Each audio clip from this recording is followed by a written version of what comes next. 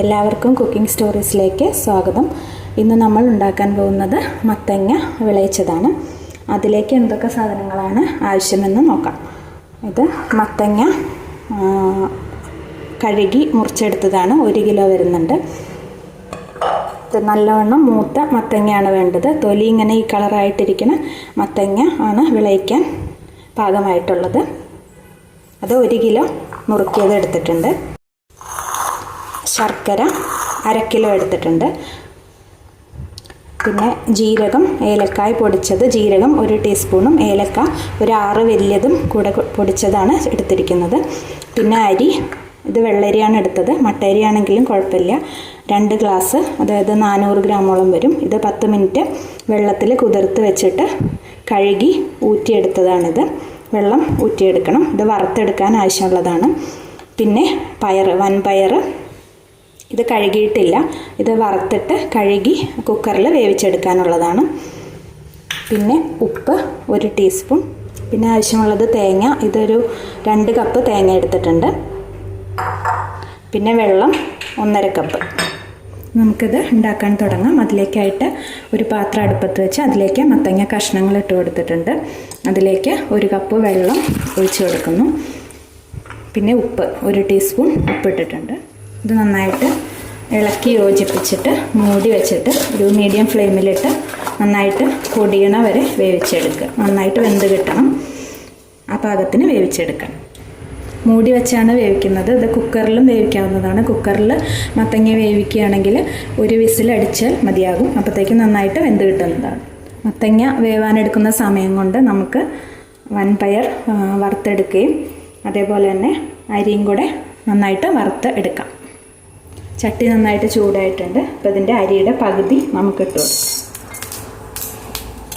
Flame medium to high ഫ്ലെയിമിലിട്ടിട്ട് അരി നന്നായിട്ട് വറുത്തെടുക്കുക. ഇടയ്ക്കിടയ്ക്ക് ഇളക്കി കൊടുത്തുകൊണ്ടിരിക്കണം. എന്നാലാണ് ഒരേപോലെ വറവാകുള്ളൂ.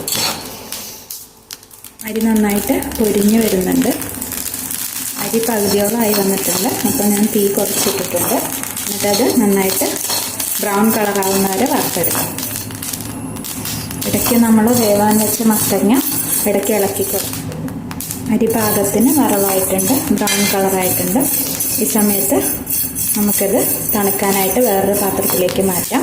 ചൂടാറി കഴിഞ്ഞിട്ടാണ് ഇത് മിക്സിയിൽ നന്നായിട്ട് പൊടിച്ചെടുക്കണം. ബാക്കി അരി കൂടെ വറുക്കാനായിട്ട് ഇട്ട് കൊടുത്തിട്ടുണ്ട്. ഇതും കൂടെ നന്നായിട്ട് ബ്രൗൺ കളറാവുന്നത് വരെ വറുത്തെടുക്കാം. മത്തങ്ങ 3/4 ഭാഗത്തോളം വേവായിട്ടുണ്ട്. ഈ സമയത്ത് നമുക്ക് മൂടി മാറ്റി കൊടുത്തിട്ട് ബാക്കി തുറന്ന് വെച്ചിട്ട് നന്നായിട്ട് വേവിച്ചെടുക്കാം. വെള്ളം കുറച്ചും കൂടെ വറ്റിക്കിട്ടണം. മത്തങ്ങയുടെ വെള്ളം നന്നായിട്ട് വറ്റിച്ചെടുക്കണം. ഇത് ഡ്രൈ ആയിട്ട് ഉണ്ടാക്കേണ്ട ഒരു വിഭവമാണ്. അതുകൊണ്ട് വെള്ളം നന്നായിട്ട് വറ്റിച്ചെടുക്കും. ഇതിന് ശേഷം നമുക്ക് ചീനിച്ചട്ടിയിൽ പയർ വറുത്തെടുക്കാം. ഇത് നന്നായിട്ട് വറുത്തിട്ട് കഴുകിയതിന് ശേഷം കുക്കറിൽ ഒരു 3 വിസിലടിക്കുന്നത് വരെ വേവിക്കാം. വെള്ളം ഒഴിച്ചിട്ട് വേവിക്കുക. ഉപ്പിടേണ്ട ആവശ്യമില്ല.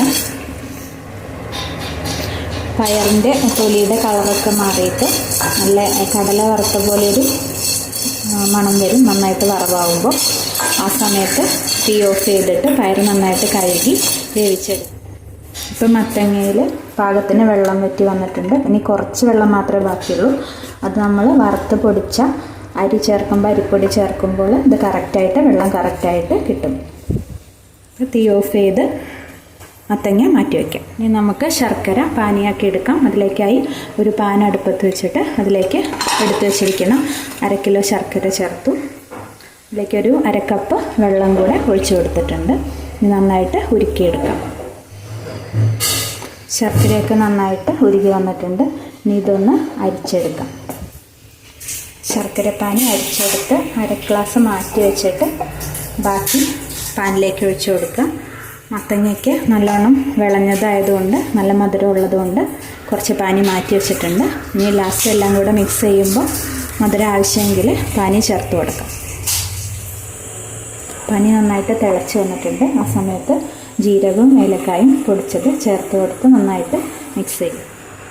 അതിലേക്ക് ചിരകി വെച്ചിരിക്കുന്ന തേങ്ങയും കൂടെ ചേർത്ത് ഒരു 5 മിനിറ്റ് നന്നായിട്ട് വേവിച്ചെടുക്കുക.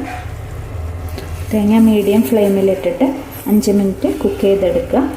അല്ലെങ്കിൽ പച്ചയ്ക്ക് ഇട്ട് കഴിഞ്ഞാൽ മത്തങ്ങ വിളയിച്ചത് പെട്ടെന്ന് കേടുവരാൻ സാധ്യതയുണ്ട്.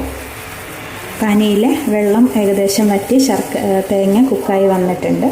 ഈ സമയത്ത് ഇത് മാറ്റി വയ്ക്കാം. അരി വറുത്തത് പൊടിച്ച് വെച്ചിട്ടുണ്ട്. അതേപോലെ തന്നെ പയറും വേവിച്ച് വെച്ചിട്ടുണ്ട്. പിന്നെ തേങ്ങ ശർക്കര പാനിയിൽ മിക്സ് ചെയ്ത് വെച്ചിട്ടുണ്ട്. ഇനി ഇതെല്ലാം കൂടെ മത്തങ്ങയിലേക്ക് മിക്സ് ചെയ്ത് എടുക്കാം. മത്തങ്ങയിലേക്ക് പയറിട്ട് കൊടുത്തിട്ടുണ്ട്. എന്നിട്ട് നന്നായിട്ട് മിക്സ് ചെയ്യാം. ഗ്യാസ് മീഡിയം ഫ്ലെയിമിലിട്ട് അതിലേക്ക് ശർക്കരയും തേങ്ങ വേവിച്ചതും കൂടെ ചേർത്ത് കൊടുക്കുക. മാറ്റി വെച്ച ശർക്കര പാനി കൂടെ ഒഴിച്ചു കൊടുത്തിട്ടുണ്ട്. നന്നായിട്ട് മിക്സ് ചെയ്ത് മത്തങ്ങ കഷ്ണങ്ങളൊക്കെ നന്നായിട്ട് ഉടച്ചു കൊടുക്കുക. അതിനുശേഷം ഇതിലേക്ക് വറുത്ത് വെച്ച അരിപ്പൊടി ചേർക്കാവുന്നതാണ്. ഇനി ഇതിലേക്ക് വറുത്ത് വെച്ചിരിക്കുന്ന അരി കുറേശ്ശെ പൊടി ചേർത്ത് മിക്സ് ചെയ്ത് ഇത് നന്നായിട്ട് ഡ്രൈ ആക്കി എടുക്കുക. പൊടി മുഴുവൻ ചേർത്തിട്ടുണ്ട്. നന്നായിട്ട് മിക്സ് ചെയ്യാം. പൊടിയെല്ലാം ഒരേപോലെ മിക്സ് ചെയ്തെടുത്തിട്ടുണ്ട്. അങ്ങനെ ഹെൽത്തിയും ടേസ്റ്റിയുമായ മത്തങ്ങ വിളയിച്ചത് ഇവിടെ റെഡി ആയിട്ടുണ്ട്. ഇത് കുട്ടികൾക്കൊക്കെ സ്കൂൾ വിട്ട് വരുമ്പോൾ ഉണ്ടാക്കി കൊടുക്കാൻ പറ്റുന്ന ഹെൽത്തി ആയിട്ടുള്ള ഒരു വിഭവമാണ്. ഇതെല്ലാവരും ട്രൈ ചെയ്ത് നോക്കാം. ഇനി ഗ്യാസ് ഓഫ് ചെയ്ത് ഇത് സർവിങ് ഡിഷിലേക്ക് മാറ്റാം.